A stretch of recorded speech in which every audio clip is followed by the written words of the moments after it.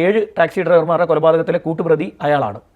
അപ്പോൾ ഇങ്ങനെയുള്ള പ്രവൃത്തിയാണ് ഇയാൾ ചെയ്തുകൊണ്ടിരുന്നത്. ഒരു ഘട്ടത്തിൽ ടാക്സി ഡ്രൈവർമാരെ കിട്ടാതായതോടുകൂടി ലോറി ഡ്രൈവർമാരിൽ വരെ ഇയാൾ തിരിഞ്ഞിട്ടുണ്ട് എന്ന് ഇയാളുടെ ക്രിമിനൽ ഹിസ്റ്ററിയിൽ പറയുന്നുണ്ട്. ഇയാളെക്കുറിച്ച് പുസ്തകമൊക്കെ ഇറങ്ങിയിട്ടുള്ളതാണ്, ഈ ദേവേന്ദ്രകുമാർ ശർമ്മയെക്കുറിച്ച്, ഡോക്ടർ ഡാത്ത്.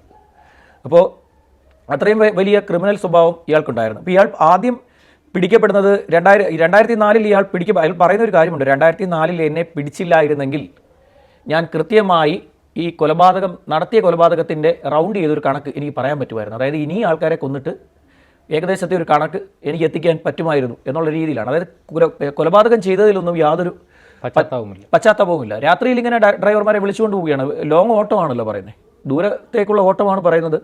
അന്ന് ഈ പറയുന്ന പോലെ നമ്മൾ ഈ ഇത്തരത്തിലുള്ള ഊബർ പോലെയുള്ള സംവിധാനങ്ങളൊന്നുമില്ലല്ലോ. ആരെങ്കിലും ടാക്സി രാത്രിയിൽ വന്ന് വിളിച്ചു കഴിഞ്ഞാൽ ഡ്രൈവർമാർ പോകാൻ തയ്യാറാവാറുണ്ട്. അങ്ങനെ 2004 ഇയാൾ ഹരിയാനയിലെ ഗുഡ്ഗാവിൽ നിന്നും പോലീസ് പിടിക്കുന്നു. ഇയാളാണെന്ന് തിരിച്ചറിയുകയാണ് പോലീസ്. വലിയ ചർച്ച വരികയാണ്. ഈ ടാക്സി ഡ്രൈവർമാരുടെ തിരോധാനവും അവരുടെ വാഹനം മോഷ്ടിക്കുന്നതുമൊക്കെ വലിയ ചർച്ച വരുന്ന സമയത്താണ് ഹരിയാനയിലെ ഗുഡ്ഗാവിൽ ഇയാളിലേക്ക് എത്തുകയാണ് പോലീസ്. പലതവണയും ഇങ്ങനെ ഡ്രൈവർമാരെ തേടി വരുന്നത്. അതിനകത്ത് 3-4 സാക്ഷികളുണ്ട്. സാക്ഷികളുടെ പേര് ഞാൻ വിട്ടുപോയി.